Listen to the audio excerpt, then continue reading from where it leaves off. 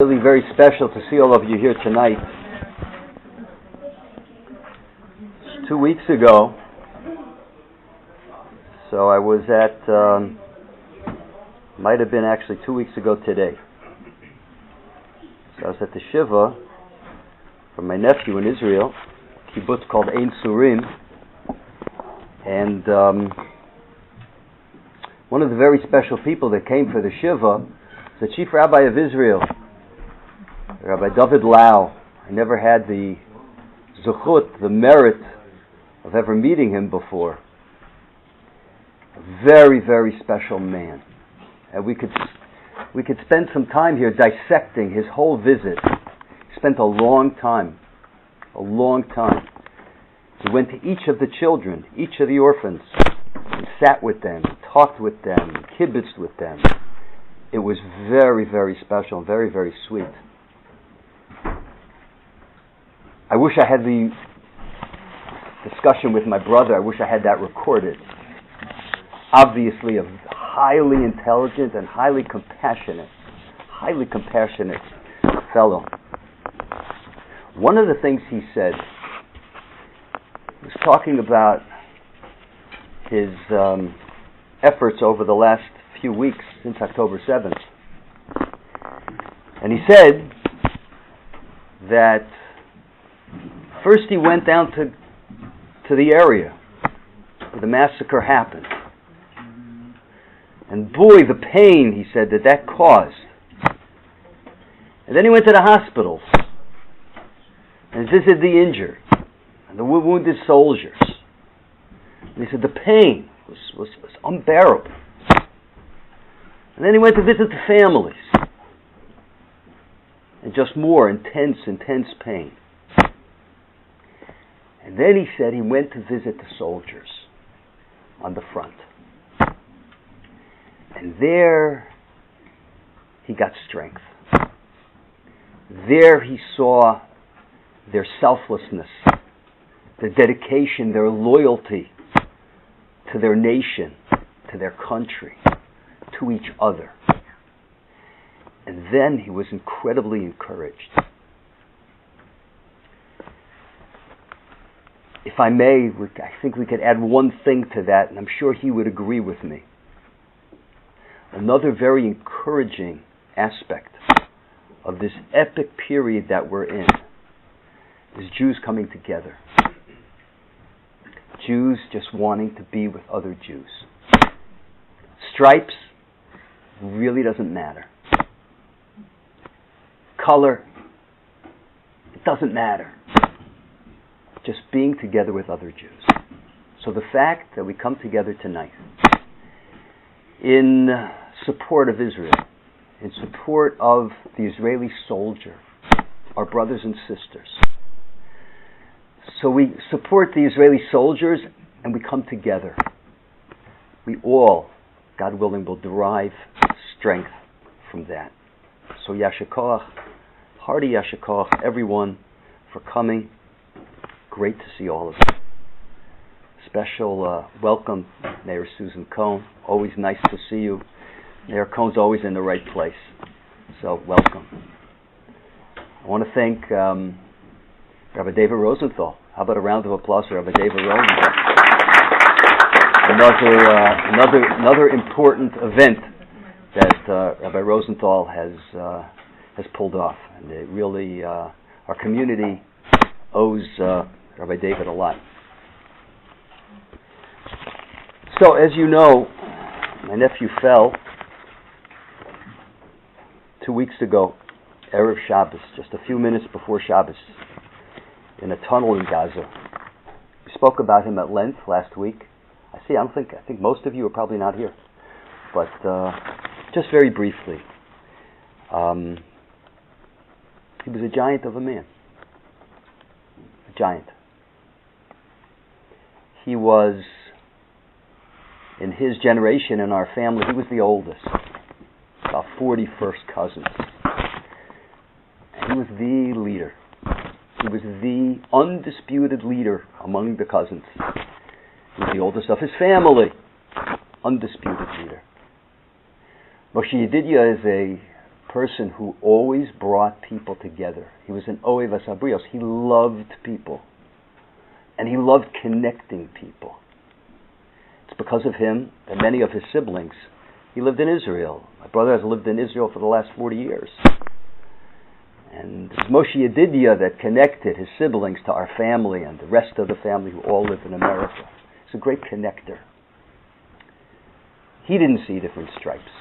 As a matter of fact, I didn't mention this last week, but one of his many jobs, he was hired by a group of Haredim who were looking to integrate into the Israeli army, the high-tech aspect of the Israeli army. And they were having trouble, this organization, because they didn't know from the army, and the army didn't know from them. So they needed a connector, they needed a liaison, and someone suggested, it was Moshe Yedidia Leiter, although he was an army man. He'd been in the army from age 18 to straight till age 33. At that point he was a career officer. He was the man. And he bridged these two worlds. And during the Shiva, it was really very heartening to see all the various people from this Haredi organization that loved him. He understood how to always to bring people together. My brother told me one little parable, one little example of how he brought them together. So you have these Haredi yeshiva boys, or former yeshiva boys, and now they're going to have this training. So I think that particularly for the Air Force. And they wanted to retain their learning, and they needed to integrate. So they wanted to have a Daf Yomi Shir, to learn one page of the Talmud every day. So they met with the army, and the army said, okay, so during lunch you'll have your Daf Yomi. You'll be eating your lunch, and you have Daf Yomi. So when Moshe was looking over the plans, so he took one look at this, he said, what? Daf Yomi during lunch? They're not going to eat lunch properly. They're not going to have Daf Yomi properly. He said, no. This is not the way to do it. Let them eat lunch and have time for lunch. And then they got to carve out a time for their Daf Yomi. And this is a way he was able to have each group understand each other. This is what he was. He's an Oev Asabrios. He was an incredible balachrayas. As a matter of fact, I think I mentioned this last week, when one of his buddies, Moshe's buddies, who was with him at the time of the explosion and who lost his legs, his father came to the Shiva. This is Rav Meidan, the Rosh Hashiva of Gush Etzion. And he comes in. My brother immediately gets up, and they hug, and they're copious tears, just crying. I didn't know who this fellow was. I didn't know who he was. I know what had happened. But afterwards, Rav Meidan got up to speak, and he said, I never met Moshe. I heard about Moshe from my son. They were very, very close. He said, but I can tell you who he was. He was achra'i. He was a man of achrayos. He was a person who had a responsibility. And I knew him to be a person of great responsibility. Any time family would come to America, it was Moshe that took him around. It was Moshe that took care of him. I was there 2 years ago for one of his siblings' wedding. It was Moshe that took care of us, waited on his hand for us. A very busy fellow. He was at that point he was a student, last years of medical school. His achrayus for his family, for the army, for Klal Yisrael it was legendary. Something very special. But what binds it all together is something that he always said about going out to war. He would always say that when he went out to war, he didn't go alone. He went with his Saba and Saftas, his grandfathers and grandmothers. They were on his back. He was going out to war with them. It's interesting. People, if you listen to people well, people tend to praise others, which is very important to them. Actually, as one of the great commentaries, Rabbeinu Yonah says that on a verse in Mishlei. It says, Ish lefi lehalalo. There are certain instruments that are used to be able to figure out the quality of certain minerals. The ish lefi mahalalo. But a man, how he's praised, and Rabbeinu Yonah explains, it's not how people praise him. You want to really understand what makes a person tick? See what he praises. See who he praises. So about a year and a half ago, Moshe wrote a hesped, he wrote a eulogy for my father. And listen to what he wrote about him. It was quite remarkable. He said when he looked at my father, he had the feeling, he saw a sense of responsibility, a sense of seriousness, of duty to the chain of generations resting on my shoulders. This is what Moshe said about my father, but it was him. He said further, something in your gaze and your demeanor, in everything you conveyed, did not allow the shaking off of responsibility. Your look always encouraged one to strive higher and higher. He had an amazing, amazing sense of responsibility. Responsibility to the chain of our tradition. And responsibility to the history of our people and the future of our people. Yesterday, I went to a bris for a nephew. A nephew made a bris. And actually, the child was named after Moshe Yedidya. And my brother, a different brother, said some beautiful words. I want to share that with you and an idea, and then I'll introduce you to the real speaker for tonight. He told of a Maimer Chazal about Moshe Rabbeinu. The Medrash says that Moses, had 10 names. And the Medrash tells you what his names were. And each of those names explains an aspect of who this man was and what he meant to our people. For example, one of the names is Yered. So Yorad, he brought the Torah down from heaven. Another name is Chever, Chibur, Lechaber, that he bound Klal Yisrael with their Father in heaven, etc., etc., etc. Very meaningful names.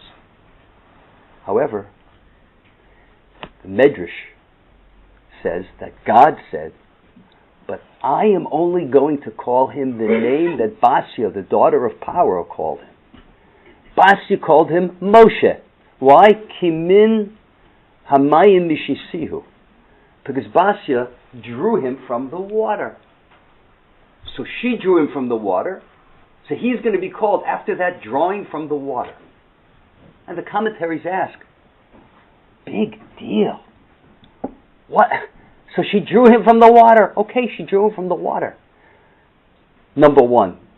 There are so many important names. That's an important name. Number one. Number two, and even a bigger question. That says something about her. It says nothing about him. She drew him from the water. He was a baby. He wasn't active in any way. So why is that his name? It should be her name. It's about her. It's not about him. It's a great question. So one of the greats, Chaim Shmulevitz, he says no. It's about him. And it's the most important thing that you could say about him. How so? When somebody gives of themselves for somebody else,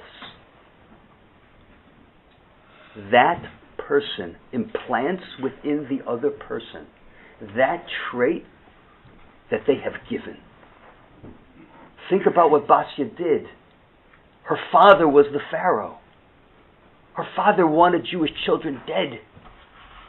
And she defied her father. She was Moser Nefesh.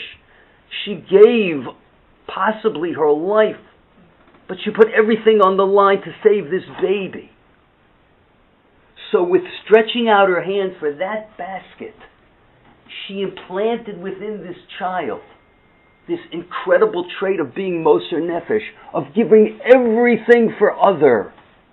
And that's who Moshe Rabbeinu became. Moshe Rabbeinu was willing to give everything for Klal Yisrael. When God was going to remove Klal Yisrael, when God was very upset at Klal Yisrael, he says, remove me from your book. He gave everything. He would give his life for Klal Yisrael. So when my brother was saying these words, it hit me. Think of those soldiers. Think of those soldiers going into the lion's den. They're giving their lives. And 70 already have. They're giving their lives for you and for me. They're giving their lives for Am Yisrael. They're putting everything on the line. And therefore, if this thesis is correct, they give Am Yisrael that ability to be Moser Nefesh. Perhaps why that's part of the reason why we're all so inspired. Because it's in the air. First night I was at Shiva. So I met with a fellow by the name of Noach Eisenberg. He was one of the officers under Moshe. This was 3 days after the explosion. 3 days.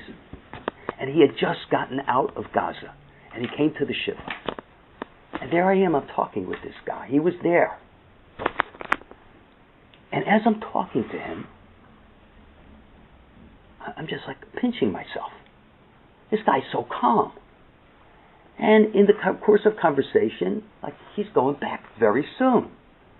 So here he was, inches from death, just a few days ago, inches from death, and going back for more. Hashem should protect him. Noach Gavriel ben Naomi. Hashem should protect him. How can he be so calm? The answer is, these guys, they're Moser Nefesh for us. They realize who they have on their backs. They realize what they're doing for the future. They're in their space. They're in their element. They are loyal to themselves. And they're loyal to their people. And they give us an opportunity to come face to face with Mesiras Nefesh, of giving everything for Am Yisrael.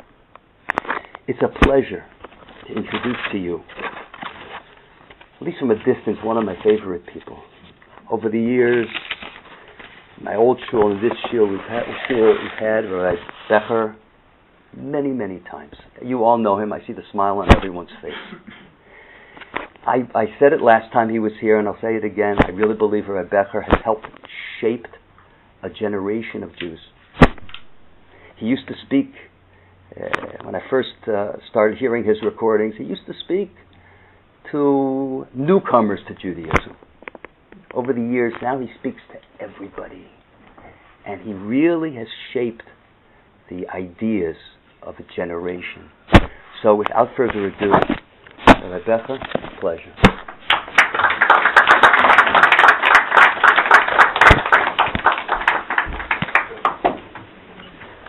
Our sages tell us, famous statement, Kol HaMosif Goreya.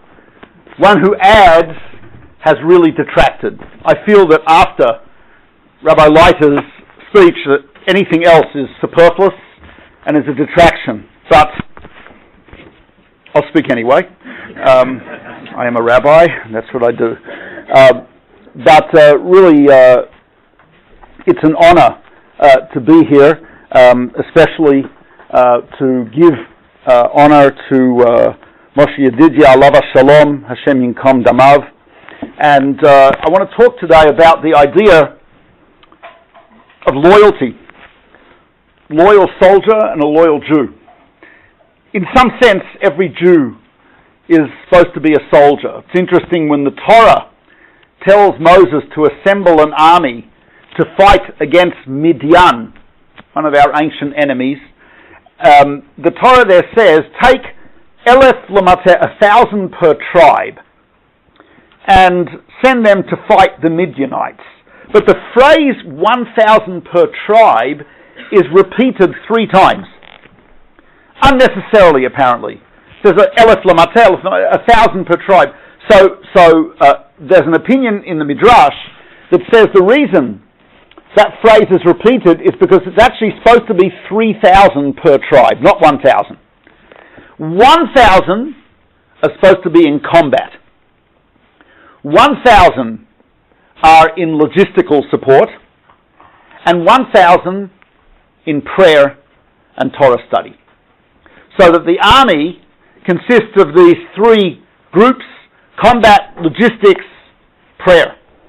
In that sense, and I have seen this over the past 53 days now, we have seen the Jewish people come together in all 3 of those areas. Israel called up its largest call-up of reserves ever, and 100% of those reserves turned up.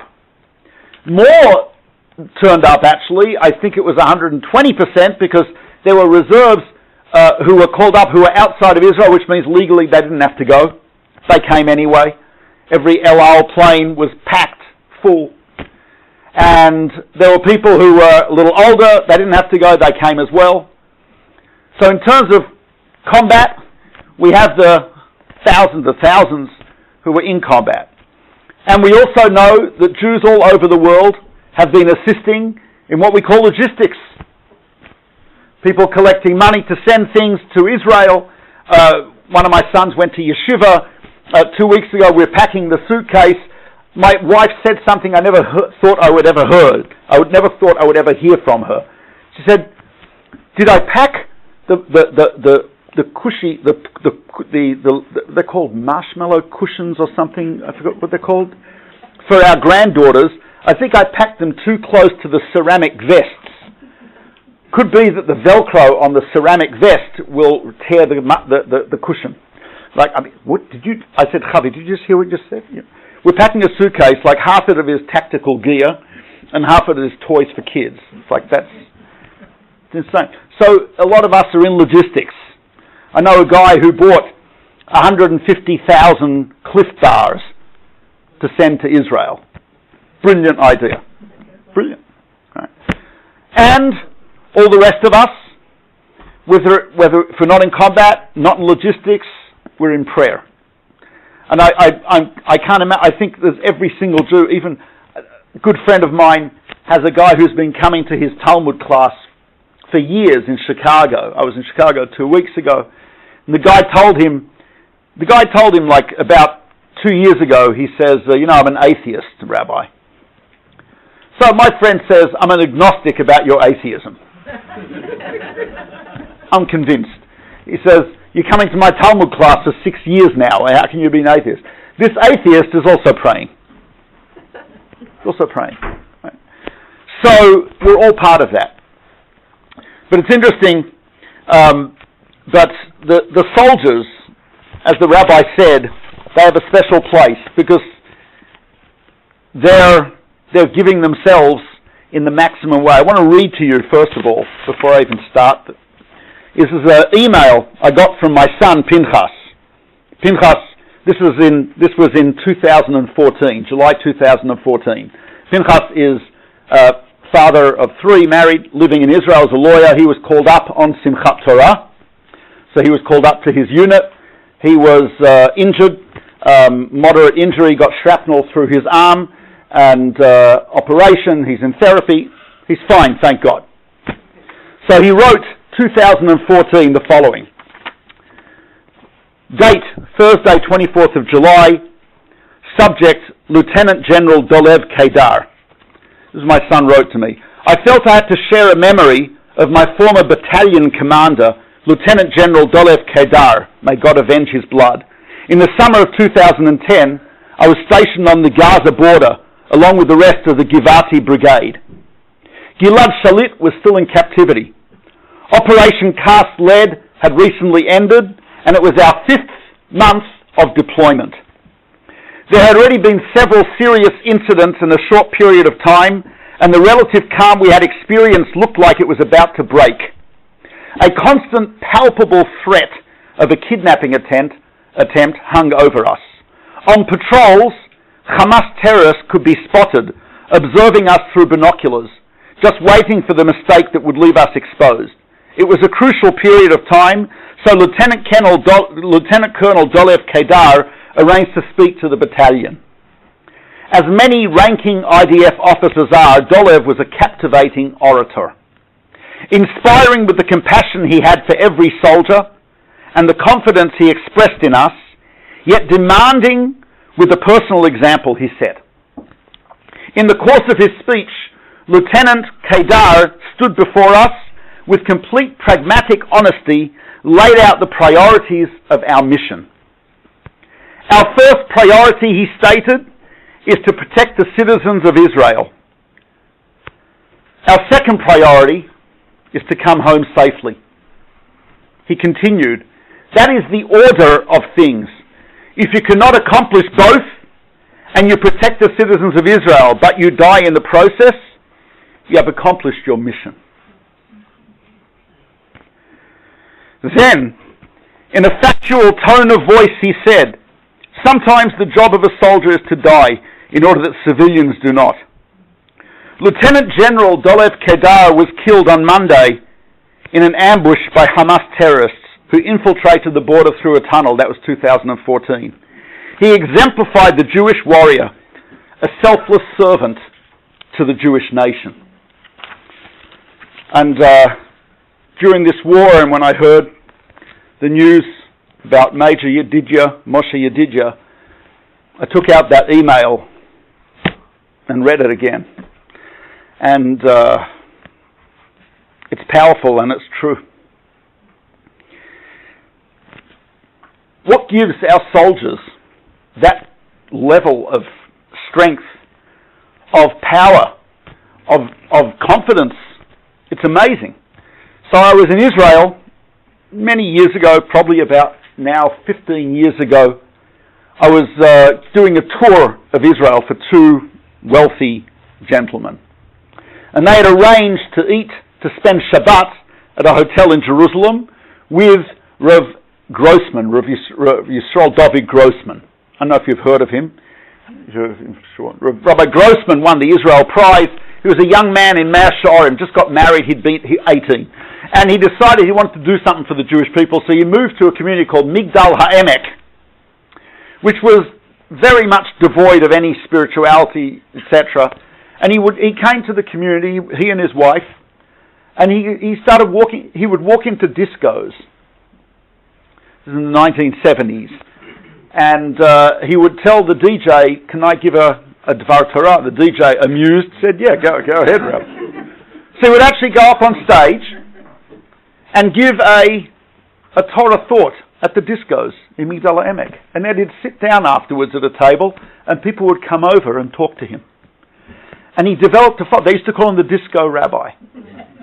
And he developed a following, and after years, he established kindergartens, elementary schools, high schools, old age homes, drug rehabilitation. It's unbelievable what this man did.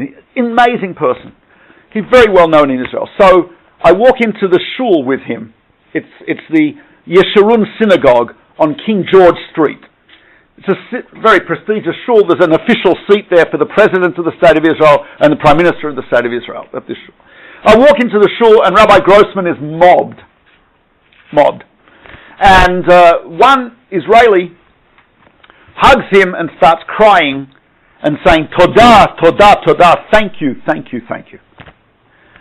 So we sit down for the evening service, Friday night service, and this Israeli who had been crying sat down next to me. So I asked him, Shabbat Shalom, please tell me, how do you know Rabbi Grossman? He says, Rabbi Grossman saved my life during the Yom Kippur War. I said, how? Could you tell me the story? He said, Ma'ariv. Evening service is starting, so he says, ask Rabbi Grossman. So, okay, at dinner, I asked Rabbi Grossman, could you please tell me what it was? What was the story? Rabbi Grossman told me something incredible. He said, during the Yom Kippur War, as you know, the Syrians took over the Golan Heights. They even went as far as they penetrated the Galil, took over a village there, and they captured Har Hermon, Mount Hermon, the highest mountain in Israel, and very great strategic importance, and symbolic importance as well. So the Israeli army had managed to take back the Galil and all the Golan Heights, except for Hermon, Mount Hermon, they hadn't taken back. And there was a lot of fear that United States and others would impose a ceasefire before we could accomplish what we needed to accomplish. Sound familiar? So there was a lot of fear that we wouldn't be able to take that Hermon, there'd be a ceasefire. Morale was very low, very low. So the battalion, I don't know if it was a battalion, I forgot the strength, but the unit was larger than a unit, smaller than a battalion, whatever, but the group of soldiers who were supposed to take Mount Hermon were at a camp towards the base of the mountain, and it was the ascent of the mountain was imminent. And General Zohar, Professor Zohar, he's also a professor, who was a high-ranking officer, was a good friend of Rabbi Grossman, and he invited Rabbi Grossman to speak to the troops before the attack to increase morale. So Rabbi Grossman turns up on a jeep. Another officer, unbeknown to Rabbi Grossman, had phoned a rock group called Chocolate Menta Mastic. Chocolate Peppermint Bubblegum. It was an Israeli rock group. I used to listen to them in the 70s. And they turned up at the same time as Rabbi Grossman. So the rock group, one of them said to Rabbi Chocolate, I think it was, said to Rabbi Grossman, said to him, look, we feel uncomfortable playing on stage with the rabbi. Why don't you speak first and then we'll play? Rabbi Grossman said, why don't we all go on stage together? They go up together, and Rabbi Grossman says to the soldiers, he says, there used to be, in biblical times, our army had what's called a Kohen Mashuach Milchama, a Kohen who was anointed to go out with the troops, right? To go out with the troops, like the chief rabbi of the army. Right? And the Kohen would give a speech to the troops beforehand. And in the Torah tells us what he'd say. He'd say the following, Shema Yisrael, hear Israel, listen to me, Israel. Atem krevim hayom lemilchama loiveichem, you are approaching war with your enemies. And he'd say to them, Al yerach levavchem, do not let your hearts become soft. Al tiru, do not be afraid. Al tachbezu, do not panic. Al tartzu, do not be broken before your enemies. You know why, he says? Because the Lord your God is with you. So Rashi comments, why does he start with the words Shema Yisrael, hear O Israel? He's talking to the Jewish army. That is like, duh. Right, Rashi doesn't say duh, but that was not invented till 300 years after. Anyway, but Rashi says, why is he saying Shema Yisrael? So Rashi says, he is hinting to the soldiers that even if they only have the merit of Shema Yisrael, hear O Israel, the Lord is our God, the Lord is one, that merit, just that is sufficient to give them victory over their enemies. So he said to the soldiers, do you want to listen to rock music for the next half hour before you go into battle? Or do you want to say Shema Yisrael with me? And all the soldiers say, Shema Yisrael! He tells the rock band, do you know the Carlebach, Shlomo Carlebach tune for Shema Yisrael? And they said, totally. And he says, play it. And they sung Shema Yisrael for like 20 minutes. Then they got word that they needed to assemble for battle. And he left. Chocolate Mentamastic left. And the soldiers were successful in conquering Mount Hermon. They were successful. And they said, and the soldier, and Rabbi Grossman says, so the soldiers think I did something for them. I didn't do anything. They had the merit of Shema Yisrael. It wasn't me. I told this story in Beverly Hills at a synagogue there, the Wiesenthal Center Synagogue, and at Kiddush, after davening, someone comes over to me, an Israeli, and he walks over, he says, Shabbat Shalom, and he says, I want to tell you, that story is true, I was there as well, saved my life as well. So, it's the Shema Yisrael, and our soldiers have that. You know, soldiers I saw a video someone sent to me of a soldier, no kippah, tattoos all over his arm, wearing tzitzit. And he was saying, this is like, he says, yeah. He says every army has vests. They have bulletproof vests, they have ceramic, they have things to carry your ammunition. He says, we have a vest which is different. We have those, but we also have tzitzit. That's something else. And there's that incredible, and that's something you feel in Israel. You feel that sense of commitment and of loyalty. And all the soldiers have that. It's incredible. Right? It's an amazing thing to see. I see it in my own sons. You see it in my nephews. I mean, we see it, and it's something it's incredible. So it's interesting. In Jewish tradition, we have something called emunah. Now, emunah is usually translated as, how would you translate emunah? Faith. Anyone else?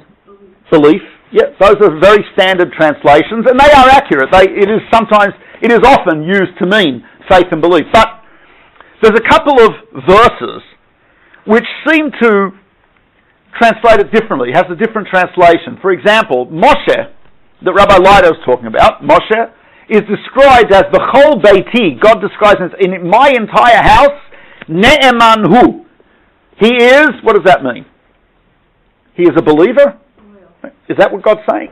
Loyal, correct.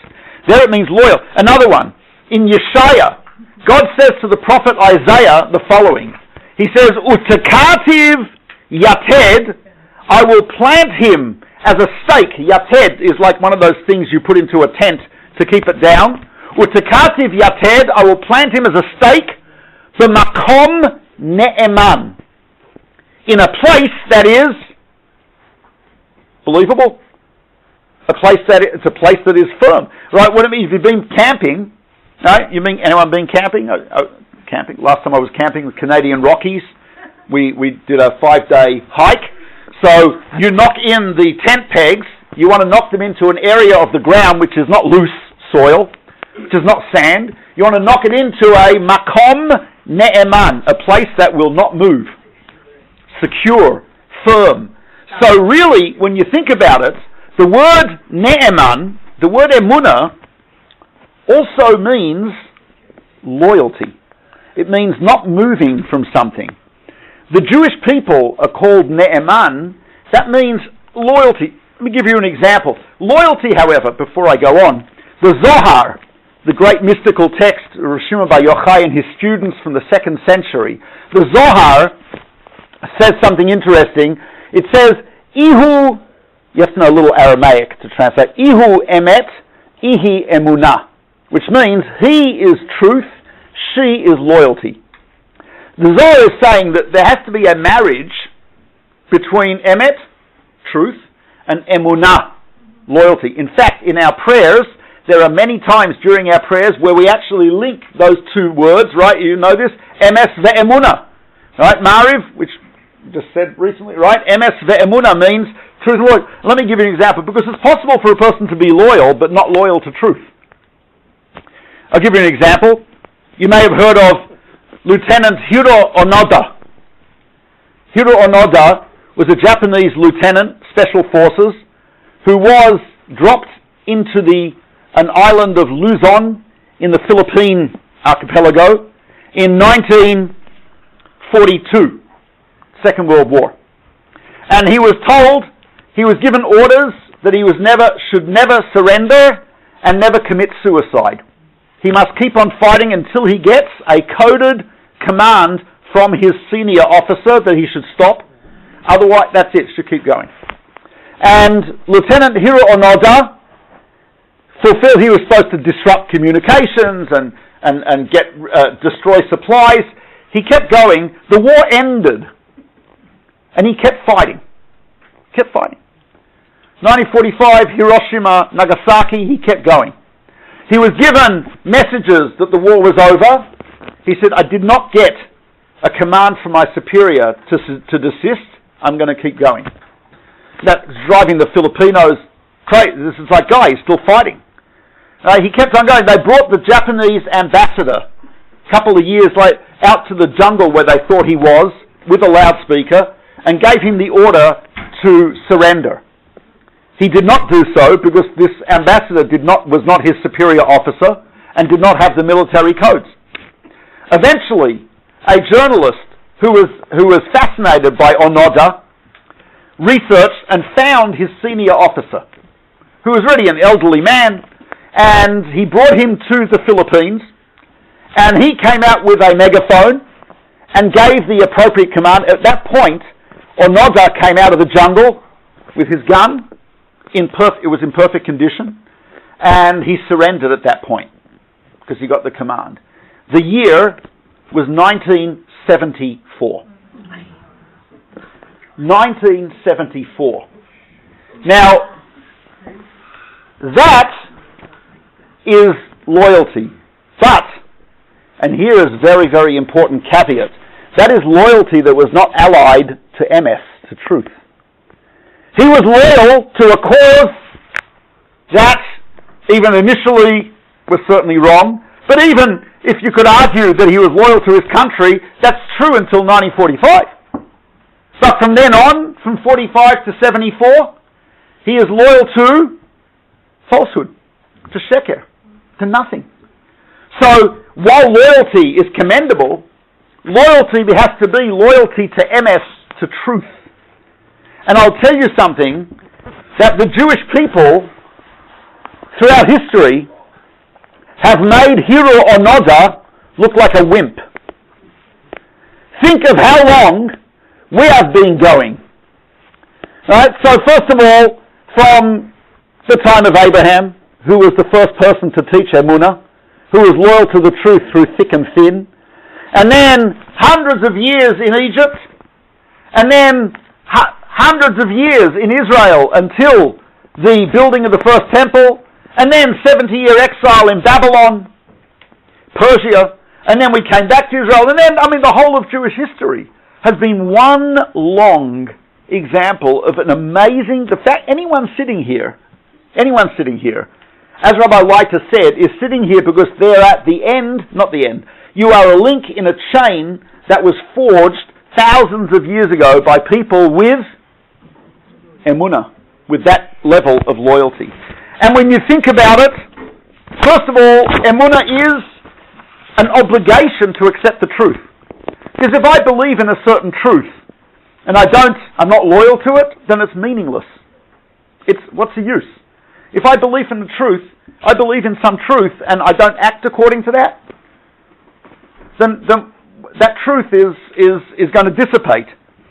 The only thing that guarantees the continuity of truth is there are people who are loyal to that truth, through thick or thin, in any case, in any situation. And you think about our ancestors who were loyal to the truth, whether it was during going all the way back, 1096 to the First Crusade, and the Jews who were prepared to die and to undergo horrific torture for the sake of truth. Whether you go further along in history to the time of the Inquisition in Spain, the expulsion from Spain, the Inquisition in Portugal, the expulsion from Portugal, and so on and so forth, Jews who are prepared to do anything for the truth of Torah. That's emunah, that's unbelievable loyalty. That's incredible.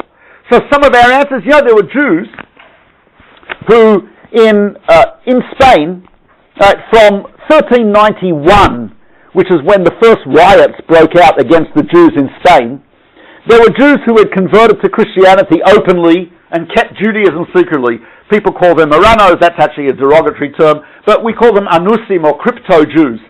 So these Anusim kept Judaism secretly until then 1492 is the expulsion. These Jews stayed in Spain because they weren't expelled because they were openly Christian. But over the next few hundred years, some of these Jews actually left the Iberian Peninsula and made it to Hamburg and to Amsterdam and to Salonika and to Tzfat and other places.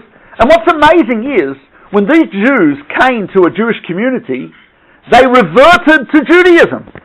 Now think of that. Think of this. Someone who from 1391, a family, until let's say the 1600s, so we're talking about 200, 300 years, no Jewish books, no Jewish schools, no rabbis, no teachers, no kosher anything, right? And all they know is we're Jewish, and sometimes the only thing that they retained was Shema Yisrael, Hashem Elokeinu Hashem Echad. And it was a huge debate amongst them. One of the great historians of the Inquisition was Ben Sion Netanyahu, Bibi Netanyahu's father, who was a professor at Cornell, great historian.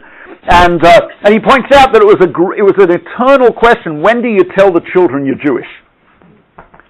If you tell them when they're too young, they're going to blurt it out to their friends, and you'll be arrested by the Inquisition. If you wait till they're too old, they'll turn you in to the Inquisition. What do you do? I mean, it's hard to imagine being in a situation like that.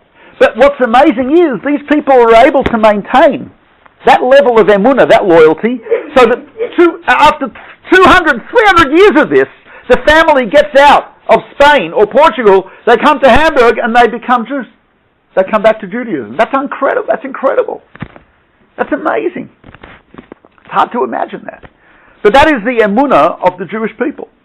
You know, you meet Jews. I have friends in Bombay, India, Ralphie and Yael Jihad. And he's a historian, she's a social worker, they're tour guides, they live in India, religious Jews. Their family, the tradition has it, they're B'nai Israel. That means they probably came to India about 1,000 years ago. The legend has it, and there is some support for this, that the original families of the B'nai Israel were shipwrecked on the Konkan coast.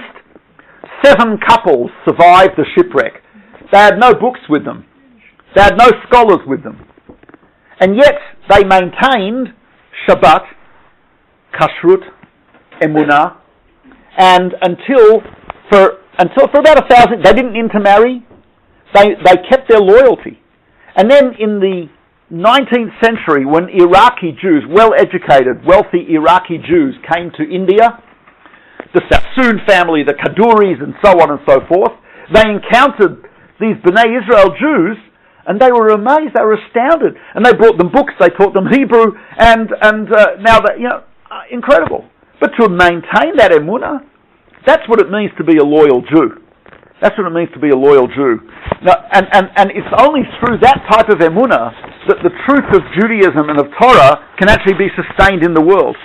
It is also something to note that one of the conditions of the Jewish people is not only emunah, loyalty to God, but it's also loyalty to each other, loyalty to the Jewish people, that we should not forget. Right? Remember that we start Shema Yisrael by saying Shema Yisrael. We don't just say Hashem Elokeinu Hashem Echad, Hashem is our God. We say Shema Yisrael, Israel. Right? That is part and parcel of our loyalty. We are supposed to not only, and when we translate emunah as faith, that doesn't only mean faith in God, it means faith in the Jewish people. Because that's not something which is external, that's not a modern idea. That's Maimonides, for example, says, in his Laws of Repentance, unusual place to put it, but in chapter 3, the Laws of Repentance, he's talking about different types of what we call a mumar. Mumar is an apostate.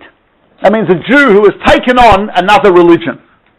A Jew who has become a completely different religion. One of the categories of an apostate that Maimonides mentions is a Jew who observes all the commandments, does not do sin, eats kosher, keeps Shabbat, the whole work. That's very impressive. I mean, I don't know if you could say that about myself, right? He keeps everything.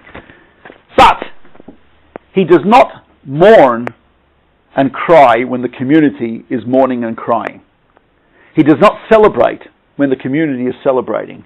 He lives apart from the Jewish people. So here is a guy who, he gets up in the morning, tefillah, and tells the whole works. He only eats foods with multiple kashrut organizations. None of this OU stuff. He's got to have Yiddish names on it. It's got to be an unpronounceable with multiple ayins and alifs, and only then does he eat it. This guy's as frum as heck. Is that an expression? I don't know. But he is, and yet, this guy doesn't participate when the Jewish community is crying. He doesn't cry with us. He doesn't celebrate when we celebrate. Maimonides says such a person is an apostate. You know what an apostate means? That means he's got a religion which is not Judaism. Because Judaism as a religion cannot be divorced from the Jews. And by the way, cannot be divorced from the land of Israel.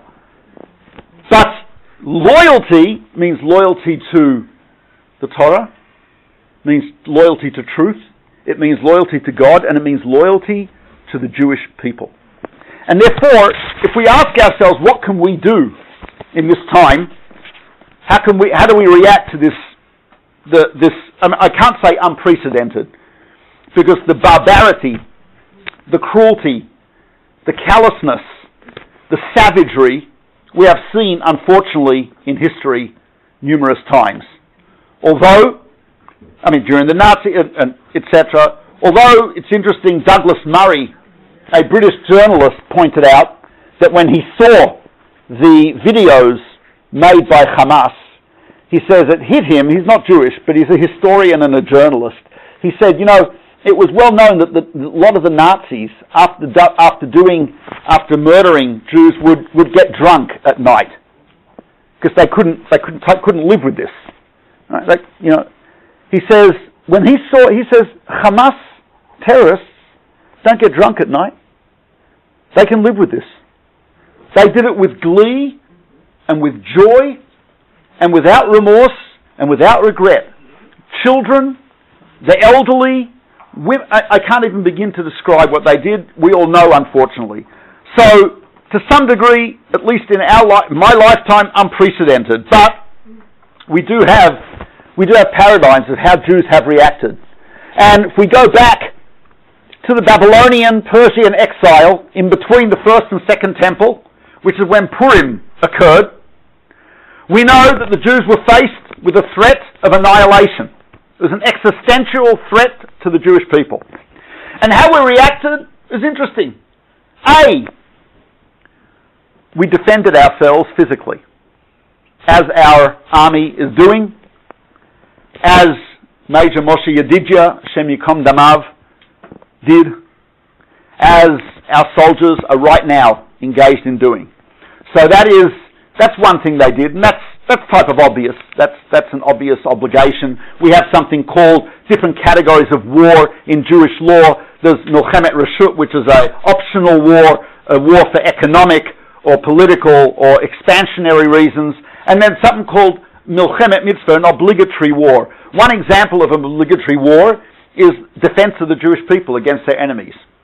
That's a Milchemet Mitzvah. It's an obligatory war. So the Jews engaged in that, defending themselves. But it's interesting how we reacted in other ways as well. Two of the mitzvot, the obligations that our sages and prophets imposed upon us as a result of Purim, are reflections of what the Jews did back then. And they are, you probably know, what are they? Mishloach manot Israel, to give presents to each other, umatanot le'evyonim, and gifts to the poor. It's kind of interesting. What did the Jewish people do? Yes, we defended ourselves physically, and what else did we do? We gave to each other. Acts of kindness, charity, to friends and to the poor. Why specifically that? How does that, right? So the simple explanation is, someone is trying to destroy my people. You know how I respond? I sustain my people. Someone is trying to destroy our children. What do? Sustain our children. Someone's trying to take away from us our means of livelihood and sustenance, our life. What do? Is we supply that to others. That's obvious. That's type of a simple explanation. But Rav Meir Simcha of Dvinsk, in his work Meshech Chochma, commentary on the Torah, Rav Meir Simcha of Dvinsk says something fascinating. He says, at times of distress, at times where we need God to save us, he says what we do is we increase in acts of kindness to each other and charity. Why, he says? Because as individuals, it's unclear if each person individually has merit. Yeah. Each person who can look in the mirror and say, I'm awesome. I mean, obviously I can, but the rest, right? Who can look in the mirror and say, I have merit? Right? You can't, most of us cannot do that. Right? So, but on the other hand, right, when you are attached to the Jewish people, you are attached to eternity. And he gives an amazing analogy. There's a law, you cannot eat from a tree, the fruit of a tree, in the first 3 years of the tree's growth. You're familiar with that law? It's called Orla. Do not eat from the tree in the first 3 years of growth. So here's a question, which probably rabbis don't get asked that much. My gardener grafts a branch of a tree, a fruit tree, which is only 2 years old, onto my 5-year-old fruit tree. He does such an excellent job of grafting it onto the tree that I can't even tell where the new branch is. So now I've got fruit on the tree, which is Orla, first 2 years of growth, prohibited to eat, and I've got fruit on the tree, which is okay. So am I allowed to eat from this tree? So I don't think rabbis get this question too much, right? But the answer given, it's actually based on a Yerushalmi, the answer given is yes, it is permitted to eat all the fruit of that tree. And the reason is, Yalda shenistabcha biskena, the young branch that was grafted onto the old trunk, is purified by the old trunk of the tree. So Rav Meir Simcha says, as individuals, we may be young, first growth, 2 years, prohibited, etc. But when we graft ourselves onto the trunk, which is the Jewish people, we are purified by that. So even if we have faults, even if we have sins, even if we have not enough emunah, etc., but one of the ways to gain merit is we graft ourselves onto the ancient trunk of the Jewish people. And he says that's why, when at times of distress, and also during the 10 days of repentance, we're not just stringent. You know, you could be stringent about lots of things. A person can be stringent, light candles 5 minutes earlier, Shabbat, and drive the whole family crazy while doing that. That some people do. Or be very stringent about kosher, or tefillin, etc. Those are all great. But charity and kindness and giving, those have a unique quality, because when you give, they bind you and connect you, like the connector that Moshe Didier was. They connect you to the Jewish people. If I'm stringent about my tefillin, that doesn't connect me to the Jewish people. It's a great thing to do. But if I'm stringent about kindness, charity, giving, we know what that does? That connects me to the Jews. That's a chibur, that's a connection, that's a grafting onto the trunk of the Jewish people. And that is one response we have to have. One response is the response of they're trying to destroy, we will build. They try to take away, we try to give.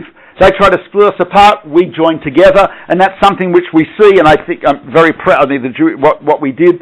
You know, it's amazing. But that with the Washington rally, impressive, very impressive, right? And as far as I know, no violence, no arrests, no obscene language, no vandalization of anything. Unlike the rallies of our enemies, which usually involve screaming, profanity, vandalism, etc. Okay.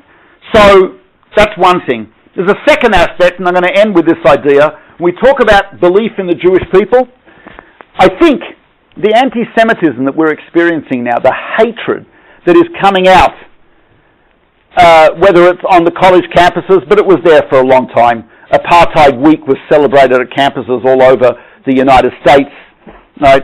Israel Apartheid Week, etc. But, you know, and it doesn't surprise me that people who are educated do this. You know, in the Wannsee conference, when the Germans planned the final solution, about 30% of the attendees had doctorates. In the SS, most of them had at least undergraduate or graduate degrees, most of the officers in the SS.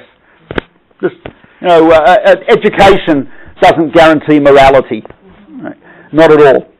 So, but all this, and it does bother me, and it should bother us. You've got people like the Baptist Convention supporting BDS. The Muslims, of course, supporting Hamas, not surprising. But then you've got the left-wing atheists supporting fundamentalist Muslims who don't believe in any, they have no common beliefs whatsoever.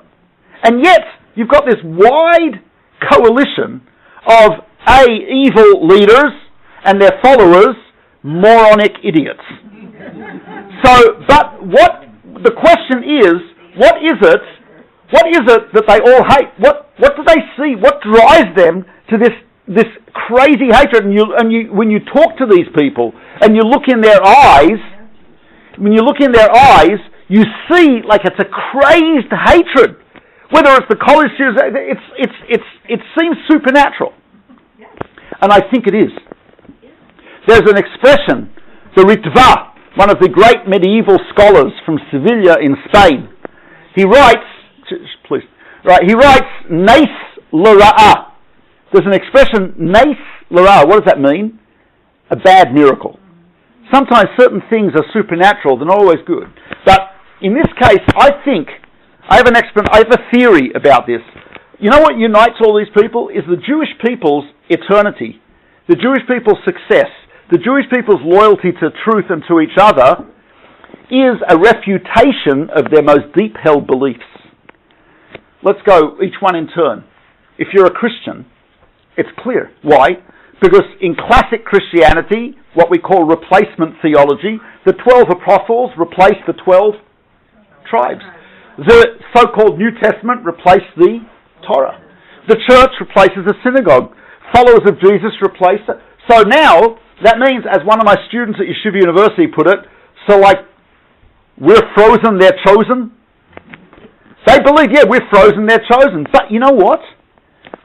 How could that be? And not only that, but Christians, Augustine, St. John Chrysostom, and other great philosophers of the Christian church said the Jews were thrown out of Israel 2,000 years ago because we refused to believe in Jesus. And we won't get it back until we accept him. What happened in 1948? We got Israel back. Did we accept Jesus? No. So the Vatican modified it. They said what they meant was the Jews won't have Jerusalem until they accept him. What happened in 1967? Yeah. The paratroopers, same unit my son is in now, the paratroopers, when they took the old city, they didn't accept Jesus. No way. Right? And yet we got it. So the state of Israel, the Jews coming back to Israel, speaking Hebrew, learning Torah. Right? Does that sound like we're frozen? No way. We're thawing out, folks. And that's disturbing, because they see this as a refutation to their entire worldview. What about the Muslims? In the Quran, in numerous places, it says the Jews are humiliated and wretched because they rejected Allah and they rejected Muhammad, his prophet. And they will only, they are humiliated and rejected, and they have to reach out, pay jizya, tribute to the Muslims. So now, they look at the state of Israel, a successful economy, successful scientifically, a revival of an ancient language, a revival of Torah study in the ancient land of Israel that is unprecedented, and they see this. Are the Jews humiliated and wretched? No. And they look at this, and this is a contradiction to their entire worldview. And it's almost like looking in the mirror and saying to the mirror, and the mirror says, no, you are ugly.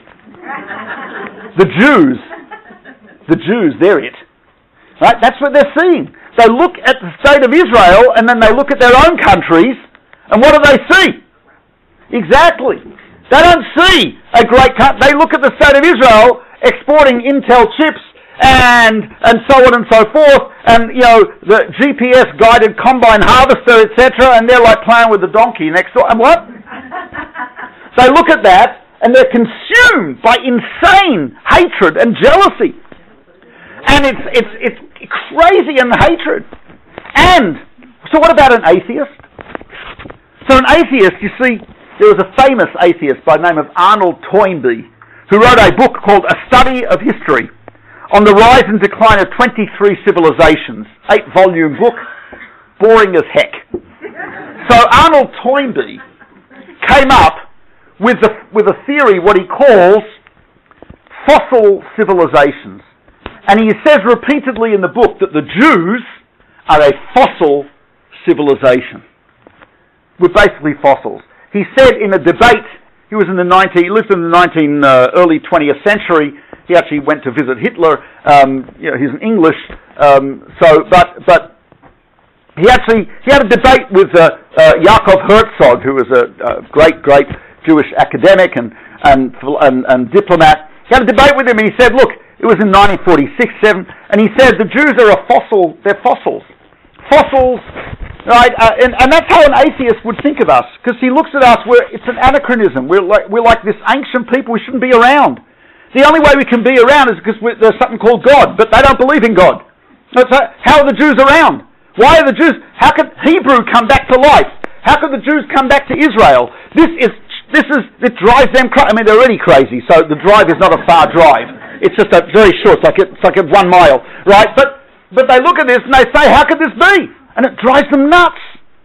They can't take the success of the Jewish people. They can't take the success of the state of Israel. They can't bear it. Other Iban. It's like, you should not be scared if you see fossilized dinosaur footprints in stone.